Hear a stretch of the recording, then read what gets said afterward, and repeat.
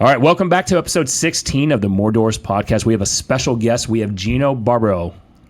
Yep, I said it right. And he's going to tell you why size does not matter. Right, we're going to get started right now.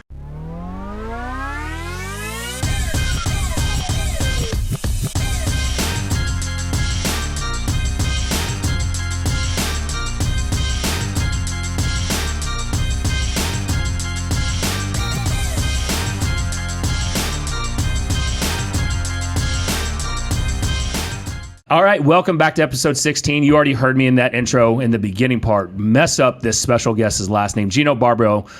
He is the founder of the Jake and Gino group. Look, this guy is a special dude, right? We've been talking off air, already learning a lot, yep. Right? And one thing that I learned that I tell my wife all the time is size does not matter. And you're going to find out why. So you want to tune in for this entire episode. But first, we got to thank our sponsors of this show. And if you're listening to this or watching this on YouTube, please make sure to smash the subscribe button. Smash that subscribe button. Leave a comment down below. Let us know how many units that you own or what kind of are you a beginner? Are you looking to get your investing started?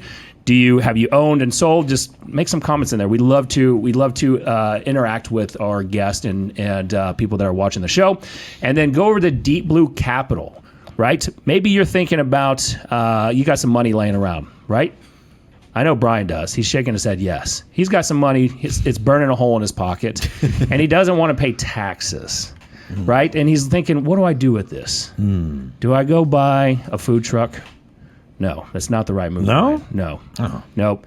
All right. Go look at Deep Blue Capital. Just go to deepbluere.com and check out what that group over there is investing their money in, what they're underwriting deals on, and look at some of their case studies. You're going to want to check it out. Sign up for that newsletter, and hopefully maybe they'll have some investor meetups here coming soon. Ooh, so deepbluere.com. And then, of course, if you want a show podcast just like this, go over to torstudios.com. So absolutely. Let's introduce old Gino here. And I've got a long bio, but he gave me a really short and sweet one, right? He said, look, own 1,800 units. That's awesome. But what's even better is he's a husband, he's a father to 6 kids, and lives in the great state of Florida. Ooh. Homeschooled, by the way. Homeschooling 6 kids. Yes. Wow. Yes. That right there. I actually, we got to bring him on. Yeah, let's, because I didn't even know that. Yeah, let's let him in. Yeah, let him in. I think the whole show should be about homeschooling 6 kids. I mean, we could, if you want to. Jeez. I'm on with the 3 Musketeers over here. I can tell I'm going to have a good time today. What's going on, brother? Thanks for joining us, man. My pleasure. Let's let it rip. And I have one caveat. I didn't homeschool the kids. The wife did. I could take credit for doing 45 minutes a day early on. And I did homeschooling when homeschooling wasn't cool 20-something years ago. So I was not the cool cat. I've always gone against the grain in my life. None of my friends own businesses. None of my friends invested in real estate. None of my friends homeschooled. I mean, to get even more gangster, we have 6 children. 4 of my kids were born at home. So as you can see, we like to opt out of the system. We like to do things that people aren't doing. We go against the grain. And for us, that's led to the success that I've had with Jake. 100%. How well that has served you. I actually want to dive right into that, but I know that Matt's got a story real quickly, but I do want to circle back to that thought. But I got to hear this. Yeah, no, I promise to be very, very quick. No REM sleep involved. So true story. I was working for a big tech company in 2015, 2016. And I was staying at the Buttes Hotel in Tempe, Arizona. Gorgeous hotel, right in the side of a mountain. Ooh. And I'm listening to Bigger Pockets. And I'm listening to the story of these 2 guys. One guy who owned a restaurant, and the other guy was a former pharmaceutical sales rep. And they ditched their W-2s and became financially free through real estate. And now I'm here 7 years later with the same guy, Gino himself. By the way, say hi to Jake for us. And I think that's just a little surreal, right? And we've had several guests on the show that have talked about shedding the W-2 through real estate. And not only have Jake and Gino done that, but they've gone light years beyond that between the impact they've had to the multifamily investing community, books, We'll talk about their annual event coming up here in just about 6 weeks, and just the community that they've built of other investors that gets together 3, 4, 5 times a year. Just amazing impact these guys have had, and it's been amazing to watch the story. I'm part of the community. I've talked on that show a couple times, but just absolutely surreal to be here. So Gino, thanks so much, man, and thanks for everything that you've done. I bought more deals since joining the program than by a 4 to 5x margin than before. So what was the difference? What made you buy more deals after you joined than before you joined? I think just being part of the community. Wait, who's asking the questions around here? No, good question. I'm just breaking chops. So the first event that Mike and I went to in Knoxville, we made a blind offer on before the end of the first day. It was like the whole saying of proximity is power, and we felt empowered, and we were able to turn around to people in the audience and ask questions and hear what they're doing, and it gave us a lot more confidence in our assumptions and our underwriting criteria and the types of deals that we were looking for. True story, that was a Saturday and Sunday event. I was pretty hungover on Sunday. Nice. Muscled our way through. I got on a plane back to DFW, got off the plane and drove to Arlington to see a deal at 8 o'clock that Sunday night that we ultimately bought. Wow. Right? And it was just it was a mental shift that happened in that room that day where everything that Mike and I would ruminate about, we found our truth in that weekend, and it's been a tear since. And when we have questions, we reach out to somebody in the community, or Bill or Nick or any one of 100 people that we know now, and somebody's got the answer. And when it's speed to decision is so important, so you don't get stuck on the glue trap and overanalyzing things, that to me has been the accelerator that has helped us put 8 figures in assets under management since then. So it's a sounding board. So it's a sounding board. Gino and Jay created that sounding board. Yeah, not just confidence, but you were able to have like-minded peers. Yeah. Right? I could call anyone right now from Florida to Boston to Washington State if I was looking at a deal, and somebody would know the area, potentially even seen the asset before, and have an opinion on either the asset. We were looking at that KC deal a couple of months ago, right? We called up Joe. Joey did DTS. That's right. Joey DTS. And Joe had looked at the deal before, right? I mean, that stuff happens all the time. So, Nick, I think the big thing is that we had the framework. I mean, it's about buy right, manage right, and finance right. And we have a process. I mean, that's the thing that most educators don't have. They just say, we're going to teach you to buy a deal. Well, all of a sudden, you got Matt focusing in, well, I'm focusing on this market. These are my buy right criteria. This is how I'm going to finance it. And how am I going to do a third party? And you put that all together. Matt said it. You have clarity. You have focus. You know what you're focusing on, and that's, I think, the difference between what we teach in our community alongside others. And we're not a one-trick pony. We're not going to be telling you out there to go syndicate deals. You syndicate deals, great. You can buy deals by yourself, great. You can seller finance, great. You need to learn all of the strategies, because as the market cycle tends to shift and change, those strategies may not work in this part of the market cycle. So understanding the strategies, understanding the framework, and then obviously the community, which lends to the accountability piece, where you have people looking at you and saying, oh, wow, I just put a deal in, put an offer in, I've got my name out there. All of a sudden, you're holding yourself accountable, getting on calls with coaches, doing the homework. And then the fact that, you got Matt jumping off the plane, he's hung over, but he powers through. If it was another one of those, I don't feel like doing it, but he made that commitment that day to himself and to his partner and saying, I'm going to do this thing. There's the whole difference in the world for me. Yeah, absolutely. And let me ask you this, because you go to some of those events or you go to your local meetups, and a lot of questions, a lot of the back and forth. Look, it's a measuring contest. Like, hey, Gino, how many units do you have? How many? What you bought lately? What you got going on? And it just becomes this kind of one up type of environment.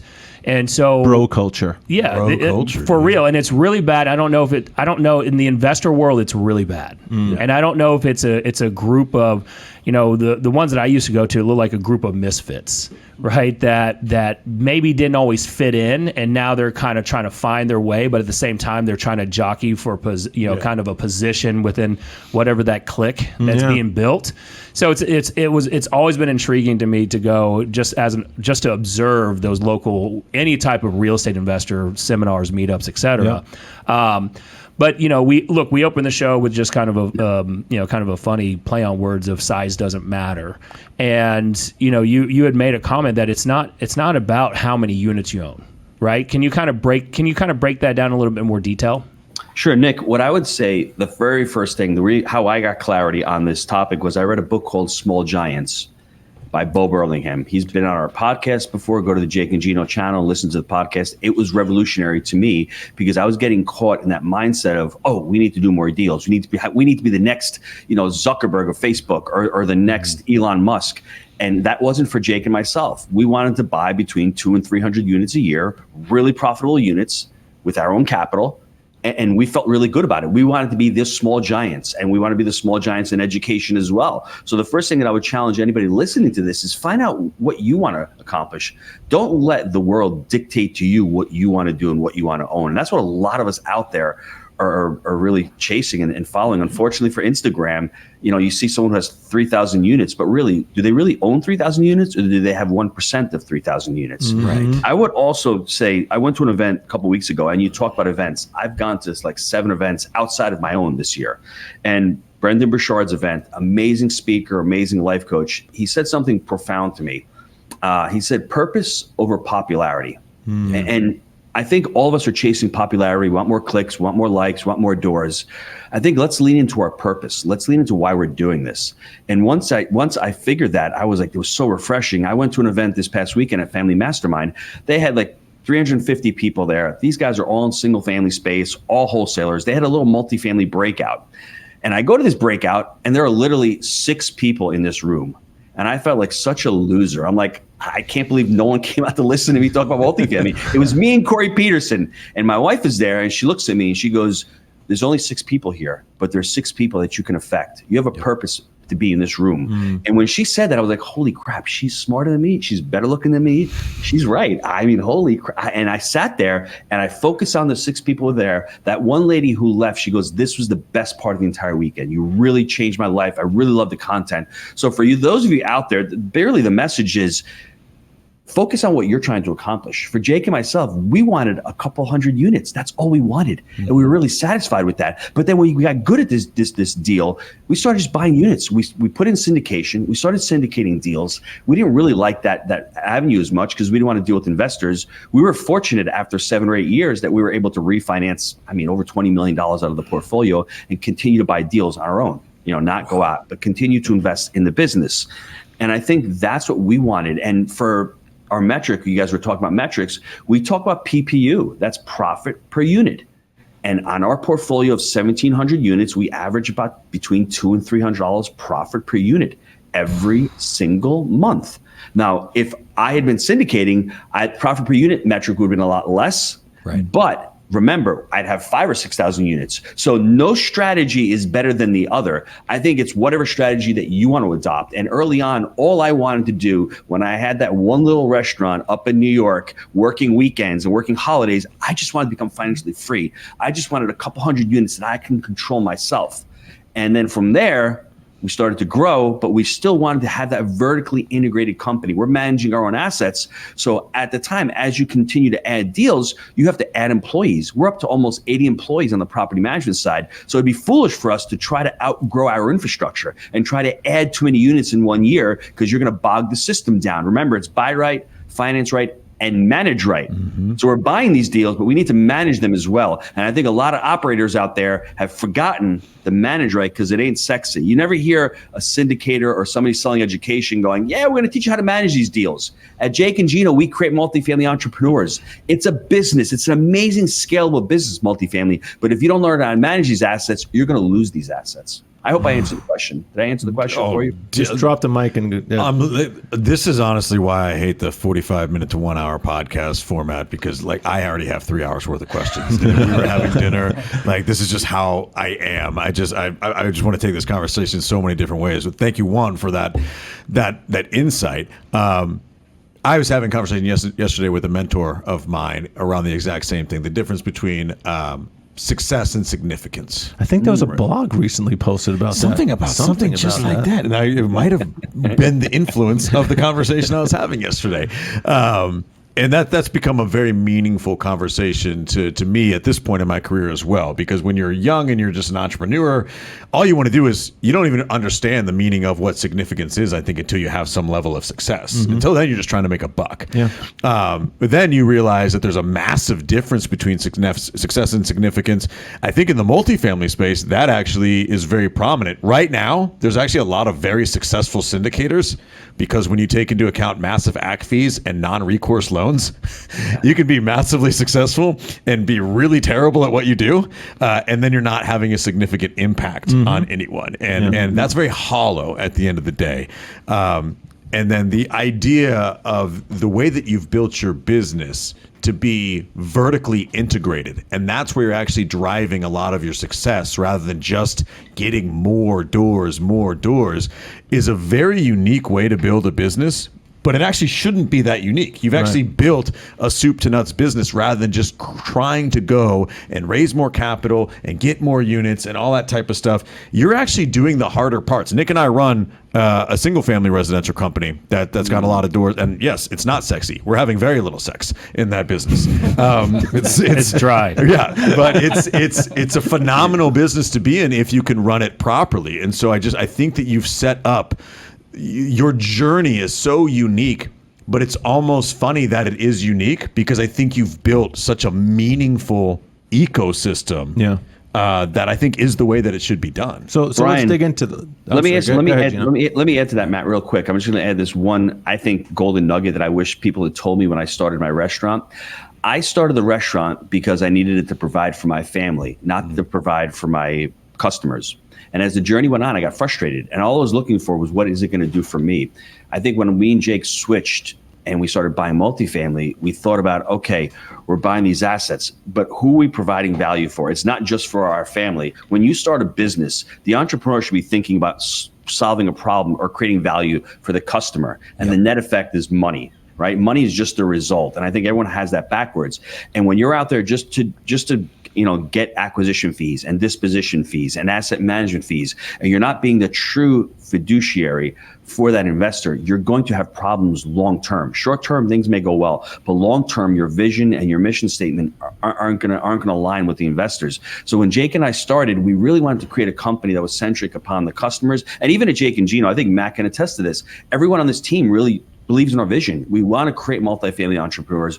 We want to teach people how to become financially free. And that's what the mission is. And it's not about me making money and monetizing from the students. That's not the first idea. The first idea is, how do we create massive value? And I think anybody out there, when you're investing in real estate, think about the residents that you're putting in your units. They're not units, they're apartment homes. They're not tenants, they're residents. Think about your investors. Your investors, you have to serve them as well. And then you're the last person. Then your employees, and then you're the last person. But if you can serve them and you can have that mindset, you will become rich ultimately. Mm-hmm. I mean, if there's anything you can take away from this show, it is that. And that's one of those things that's so hard to conceptualize until you experience it. Yeah. Yes. Right? Like, as an entrepreneur, there are very few entrepreneurs that get started that don't want to make money, right? So that's always the first thing on your mind. Yes. But man, you are hitting the nail on the head. If you can remember that and keep that ideology in mind in everything you do, money's never going to be an issue. Agreed. You know. So Gino, when did you and Jake decide that you weren't just going to buy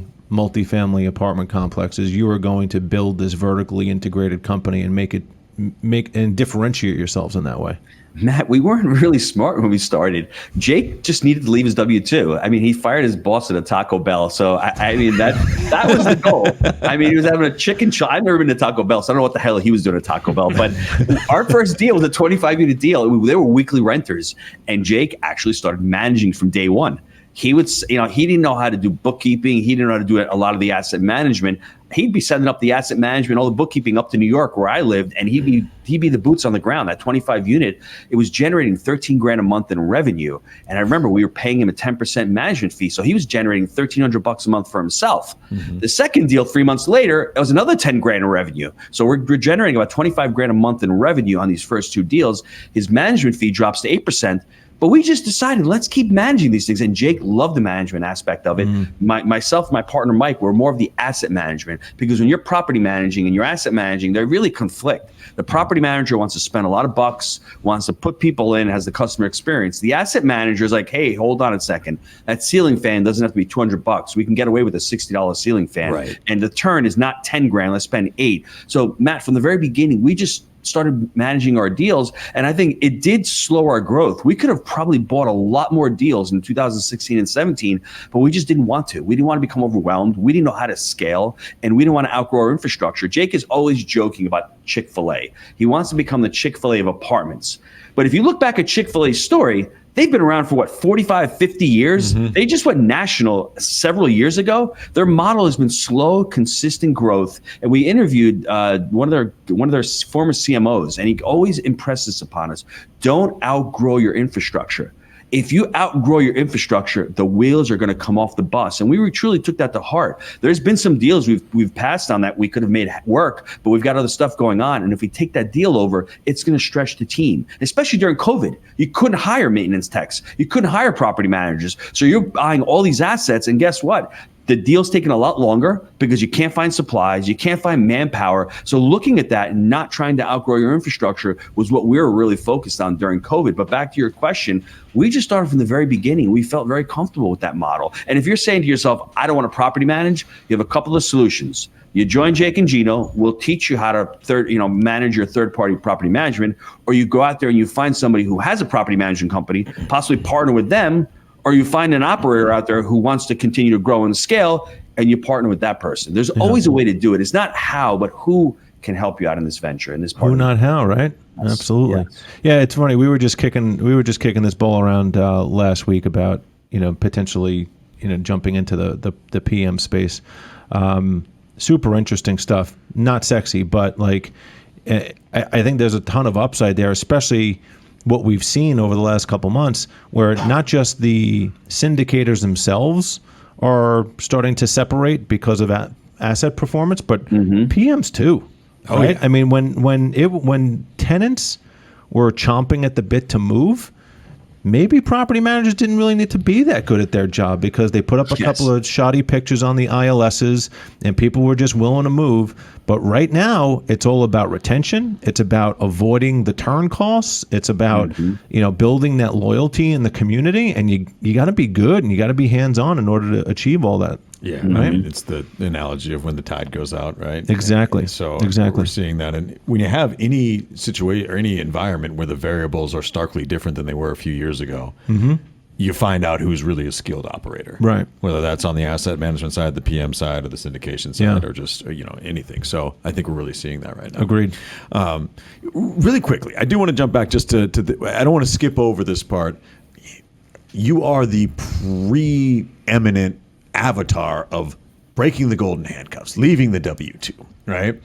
And I think this kind of speaks to the idea that only 6 people out of a massive investor event came to talk about multifamily. And I think that's because there's always been a mental gap between single and multifamily. Single family seems more easily digestible, even though all of us here know it's not. Actually, multifamily can be even more simplified in some regards, and it can certainly pay higher dividends. We always gravitate towards single family in the beginning because it feels like something we can comprehend, right? But you went straight into multifamily, left your W-2, took that leap. What was that catalyst that you were so confident that this is what we're doing and we're just going? I think that's the number one thing that holds people back, is just that lack of ability to pull that trigger and just take that leap and get into a deal. I had started out with a 4-unit. So I never went into single family. So my family, they were Italian immigrants. So my parents owned a couple of properties. So I had seen the power of multifamily, even though it was a 4-unit. And the other thing I would say is if you're in a W-2, buying a 25 unit on your first deal is a lot easier than buying 7 or 8 single family homes while you're working. It's so much easier to do the side hustle with a couple of these multifamilies than it is to go to the single family home route. And I think it's important. I think so many people don't know what they don't know. I think Mark Twain's quote says, it's not what you know that'll get you in trouble. It's what you know. It's not what you don't know that'll get you in trouble. It's what you know for sure that just ain't so. Yep. So everyone in multifamily is always worried about, well, where am I going to get the money? How am I going to find the deals? How am I going to, that's not the issue. It's start out small and then you'll start figuring it out. For me, I couldn't go into the single family space. I had a job working 50 hours a week in the kitchen. I couldn't do that single family space. And I saw how tough it was. I had no control over raising rents. I had over that value of the property. So I just jumped right into multifamily and I started small. I started with the 4-plex years and years ago. And then when Jake and I started, we started with a 25 unit, but it was Jake, myself, and I partnered with my brother Mark. So there was 3 of us, and we got seller financing on that deal, and that deal worked. Yep. And then all of a sudden, I've got proof in the pudding, and I find my partner Mike, who's still a partner with us. He's a balance sheet partner. I brought the opportunity over to him. I knew how to speak about NOI and income and expenses. Mike at the time was buying single-family homes up in New York and Connecticut for $2 million. He was getting $10,000 a month in rents for single-family homes. And I said, Mike, we just bought a $600,000 asset that's generating $13,000 a month. Do you think our deal is better than yours? I mean, Mike's salivating going, yeah. So on that third deal, that breakout deal for us, life-changing, Mike lent us money. He got us in the deal. His balance sheet helped us work out. And then after that, another year, 2 years later, I decided to say, you know what? I'm at that point where I'm generating enough cash flow. I've got enough liquidity coming due. Because I think the misconception in real estate is we make money on the buy. You make a little money on the buy, but you truly make money on your exit. And that exit can be a sale or a refi, the crystallization of that equity. And I had a couple of those coming in 2015 and 16. I knew they were coming. And when they came, I was able to leave the restaurant. I used cost segregation to get a lot of my taxes back that year. Jake did the same thing 18 months prior. And for me, the light bulb moment was, I'll never forget this. I'm sitting at the restaurant in my shed. I had a shed at the restaurant where I'm putting away all these supplies. I've got pizza cans there. I've got bags of flour. I've got to-go tins.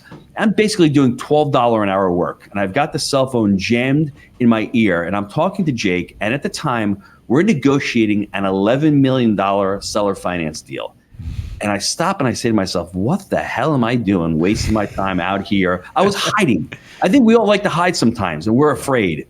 And that was the metaphor that I had. I'm hiding out in the shed, doing meaningless work, hiding from the world when I should be out there talking to Jake and negotiating these deals and doing this full time. After we closed that deal, 6 months later, I told my brother, Mark, I'm going to work in real estate from Monday through Friday. I'm going to work at the restaurant on the weekends. I did that for 6 months. And then after 6 months, I cut the umbilical cord. I don't believe in having to leave your W-2 right away. Give yourself some runway. Have that W-2 pay for your lifestyle and have that money you're making from the real estate be able to go in and invest and be able to invest in the business and buy more assets. And there'll be a point in your life where you're making enough cash flow where you can say goodbye to the W-2 and go into multifamily full time. That was the journey that I did. I'm not telling anybody to do what I did, but that's what was successful for me. Yeah, that's great advice, and something that you said you were hiding, and I want to go back to something Matt said in the beginning about people getting stuck in the glue. That there's a lot of fear in the streets right now, right? Interest rates all-time high. You've got rental demand low. That's all I see in the property management groups right now is rental demand low. Not being able to push rents, and so as maybe a newer investor getting into this, and they want to take your advice about, all right, I'm going to create a runway to eventually leave my W-2 job, right, Gino? Mm-hmm. And what does it look like today? Because we've got these high rates. Are we, is one of our plans still looking at is refi? Obviously, is probably still 3 to 5 years out, so 3 to 5 year play for refi exit. What would you advise a new investor getting in right now, looking at deals in this very uncertain time, and really, I think that's a great opportunity for someone to play in this field. I got to push back, Nick, a little bit, because when Jake and I started, it was 2009, 2010.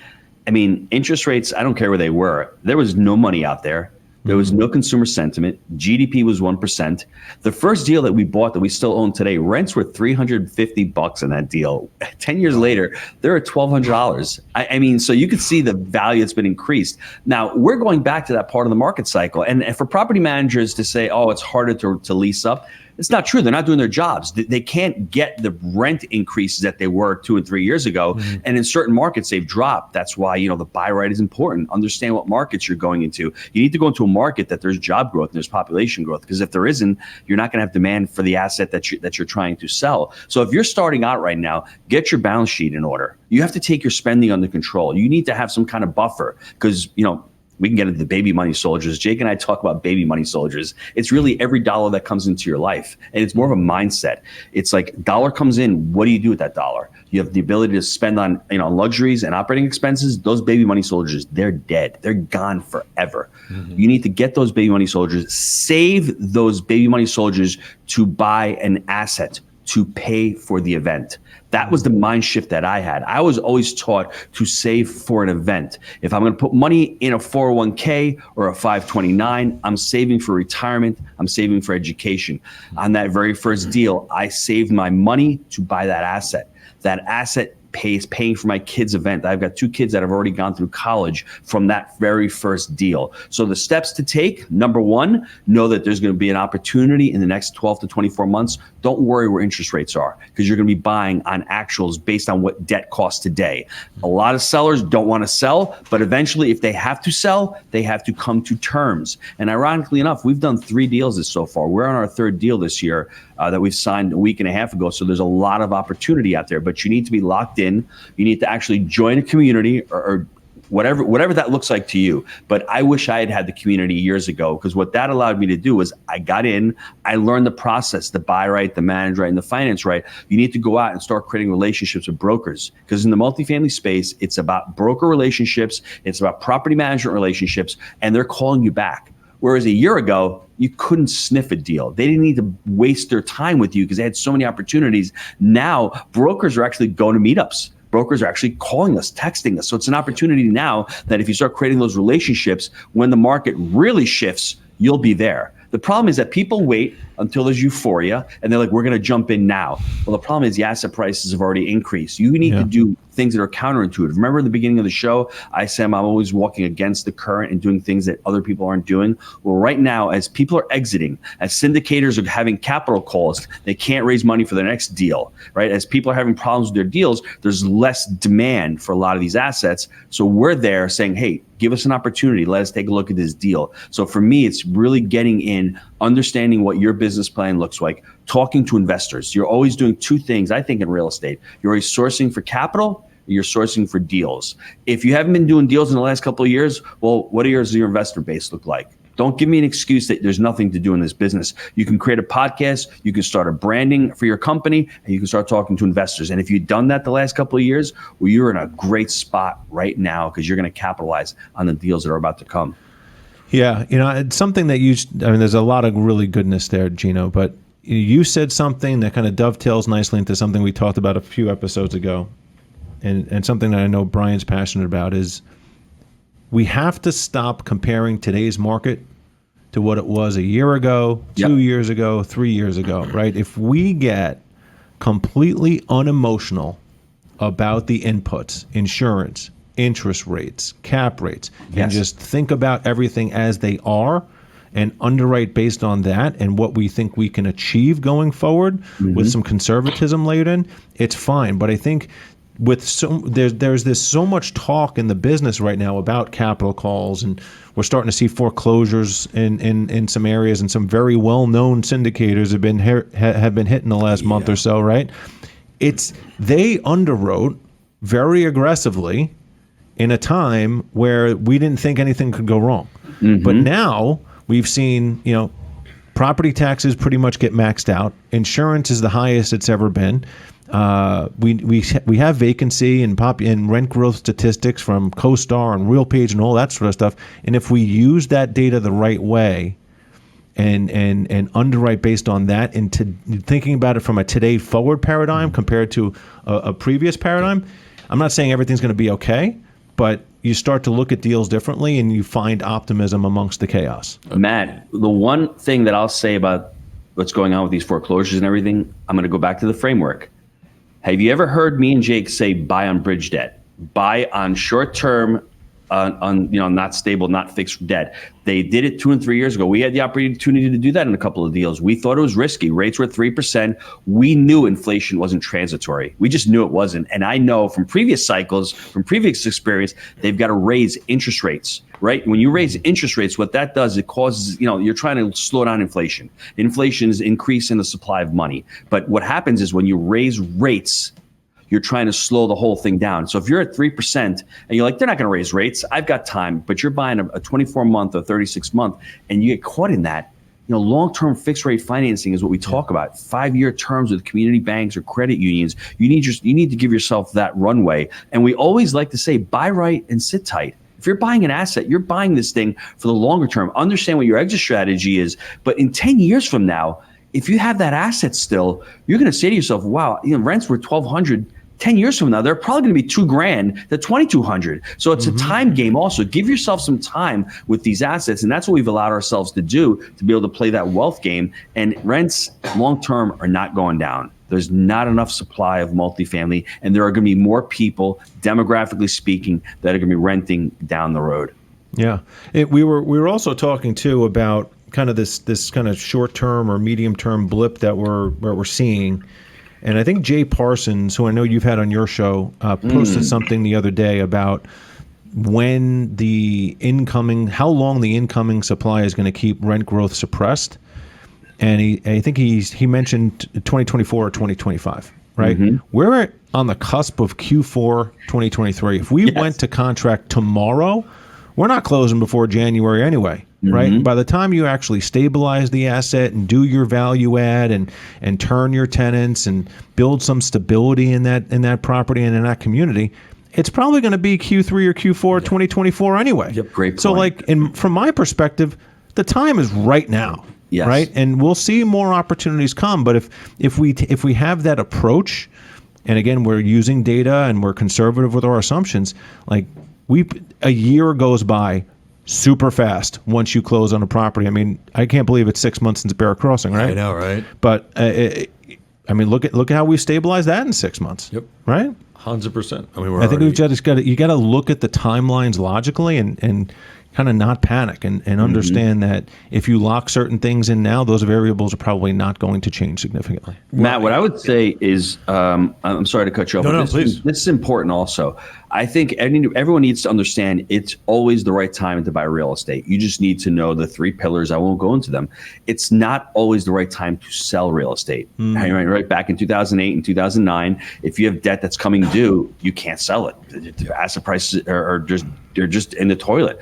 And I think right now, if you understand what assets you're buying, your buy right criteria, the markets. In Knoxville, they added another 900 jobs between Amazon, between Smith & Wesson. I mean, the jobs are flooding there. So if you're telling me rents are going to drop, they're not dropping. They're going to stabilize and they're going to continue to rise. Now, if you're in a depressed area that has jobs leaving and population leaving, well, then you're going to have a problem. You just need to underwrite that. You need to actually, there's 2 things you can do. You can drop the price or you walk away. And that's what you need to do. So you need to be careful and be an expert in your market. A lot of these markets, rents will stabilize and they're going to continue to rise. Some of them they may drop, but it's upon you, the investor, to understand what market you're investing in. Yeah.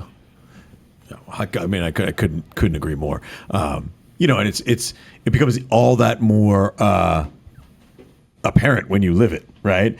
Like our best performing asset right now that we're all GPs on was one that we bought in basically this environment. Yeah. We've invested in a lot of deals. I know that Nick and I have in stuff that was done 2 years ago, and so much has changed that we are, we're not losing money on those deals, but stuff that seemed like a home run is certainly not our best performing assets right now. And you don't think about that until you live through it, and then it just becomes, it's one of those glass shattering moments where it's like, obviously variables are going to change, the market's going to change. And if you can buy in an environment that feels like it shouldn't be the environment to buy, which is silly because objectively every market is the market to buy, then you're going to be okay. You know, it's just when you make those really aggressive assumptions, man, you get yourself in trouble. But and Gino said something that Brian and I, we've heard. This is now the second time we've heard it in 3 weeks, which is. We had another mentor come into town out of Arizona, and he said that he was at an event sitting in the hot tub, and this guy was talking about how he acquired all these units. Yeah. And his strategy, and what you just said, Gino, is looking at, in Knoxville, they're adding 900 jobs. So the chances of rent demand going down is probably not happening. Nope. And what this gentleman did is he found where they were opening up new manufacturing plants in other states. And so he was buying a ton, I think it was in Mississippi. Yeah. Oh, yeah. And he went and he was buying single family houses, not just multifamily, but single family houses. And he bought like 300 or 400 single family houses all around that. Wow. And value like doubled in half or something like that. And everyone thought he was crazy. And so it's picking up what you just put down, Gino, number one, we can be a study of our markets. And if our market's showing, all right, we're actually losing, we're actually having negative growth rates in terms of population, maybe we need to start becoming market experts where people are going. Yes. I mean, I think that's huge. I think that's one of the biggest takeaways that I would take away from this, and really it's that, I'm hearing it from you, Gino. We just heard it from Brett Tanner. Yep. And now it's just clicking. It's like, shit, we need to start studying the migration trends and seeing where employment and manufacturing and everything is opening up. Yeah.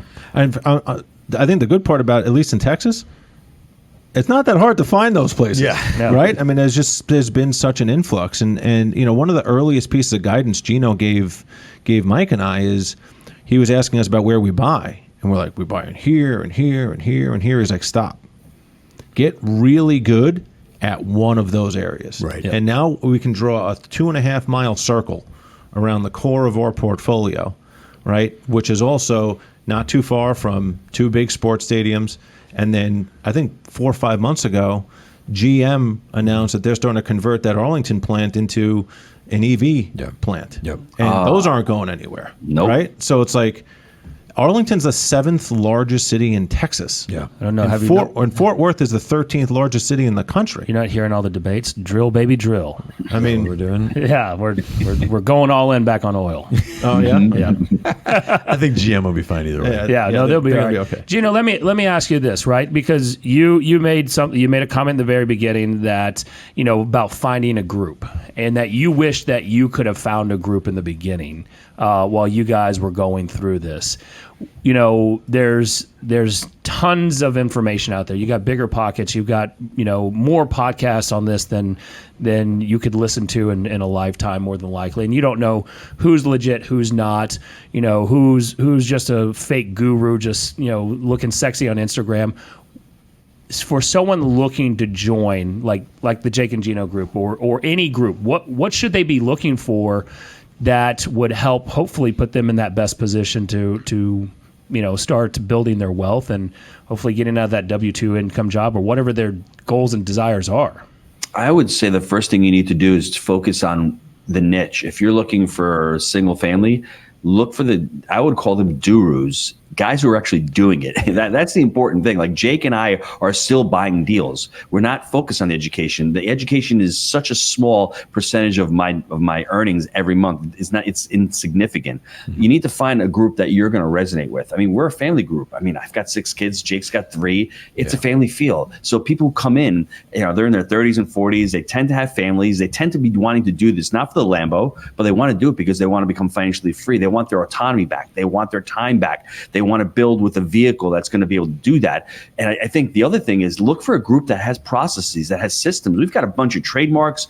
We've been doing this for 10 years. Look for a group that's been doing it for a while. Not that just started in 2018 and goes, hey, I'm going to start selling education now. Well, they've only been through half of a cycle. I mean, our coaches, some of our coaches have been through the cycle twice. I mean, Bill Ham's been coaching and investing since 2005. So he's seen a thing or two. So you want people with that experience that have been doing it for a while. And then obviously you want somebody who's going to be able to fulfill. And I would say with the group, if you're going to join a mentorship, you have to have, in-person events. You want to be able to go and meet the person. Like students have my cell number. They call me up. Matt, you got my email. Whenever you need me, you email me. When I see in Dallas in January, we talk, we discuss. It's not just something where I monetize it. I want to be part of it. And if you're going to join a group, you want the leaders to be part of it. The funny thing is I started this business to monetize and to make a ton of money in the education. I think we've made more money on the multifamily side. Let me explain. On our second deal in July we bought, it was from a student who's wholesaling it.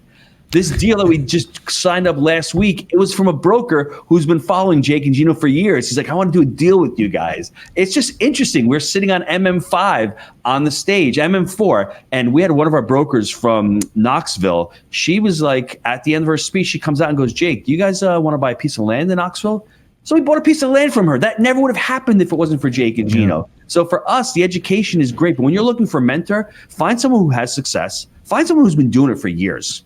Find someone who has content that you believe in, that there is a process or a framework that you can actually follow, and get testimonials. Go online, do your research, actually talk to other students who have done deals and who have worked with the group. And if you go on jakeandgino.com, go watch our Movers and Shakers podcast. We've got like almost 200 podcasts with students who have closed deals. So it's not hard to vet mentorship groups out, but just go and do your homework and make sure that they resonate with you, the message that they're trying to portray for you. And if you're going to get into multifamily, if anybody's trying to pitch you a get rich quick, just run. I mean, it's not going to take you 10 years to get rich, but I'm not going to tell you you're going to do it in 18 months. You may find your first deal in 18 months, but then in 3 to 5 years, life changing. So those are some of the things that I would look at when you're looking into an education group. Yeah, let me jump in there too, because Mike and I put a lot of time and effort into choosing a program. And I'm not just saying this because he's on the show, but like we looked at 3 very, very well-known programs. And what stuck out to us was values, right? What stuck out to us was genuineness, if that's a word. Like we actually jumped on the call with Gino, and he's like, I just want to make sure you guys aren't doing this for the ego. I'm like, cool, And it's not about awesome. The Lambos for us, right?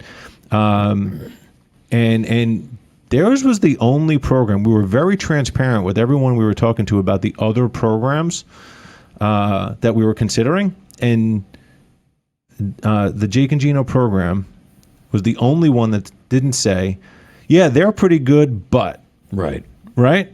There was no buts. Mm-hmm. And they just kind of like put what they are and who they are and what they represent out there. And having gone to several of the mixers, right? Gino's there with his whole family, right? Jake's there. These guys are very wealthy, very successful guys. They're not peacocking around, right?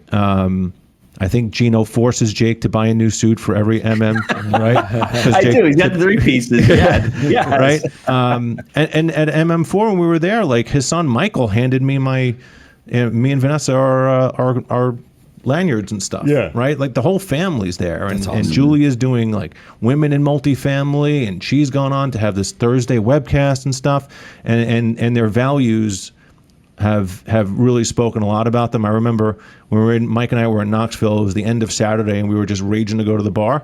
And Gino's like, I can't go. I'm taking the family to church. Yeah. And we didn't see him for the rest of the day. Yeah. It was 5 o'clock. Yeah. Yeah. The wife. Yes. Yeah. Sorry about that. No, don't apologize. I respect you for it. Yeah. That's incredible. I was telling Mike we should go to church too. He's like, no, come on, we're going to the bar. Mike said that's what he calls church. Yeah, exactly. Yeah. It's like we are going to church. Yeah. Matt, let me leave this. I know we're going to sign off in a couple minutes, but this is something important for all the entrepreneurs and anybody out there. Never bash your competition. They're just different. That's the thing. I never want to say anything bad about the competition. They offer something different. And we have an always and never. And one of the things is never talk bad about the competition. Never talk bad about another property manager. Never talk bad about another, investor or whatever. Just, you can't do that in business. And this multifamily space and even the real estate space, it's not that big. You bump into people all the time. And it's like, they do this, we do that. We're just a little different. We have different core values, but there are a lot of really good groups out there that do teach you how to buy deals. But you said, it's really important, Matt, you put a ton of effort and a ton of time into vetting it, but not only you did the work. I can teach you everything. If you don't put in the work, the time, the effort, you're not going to be successful. But you guys actually put in the work, and that's why you become successful.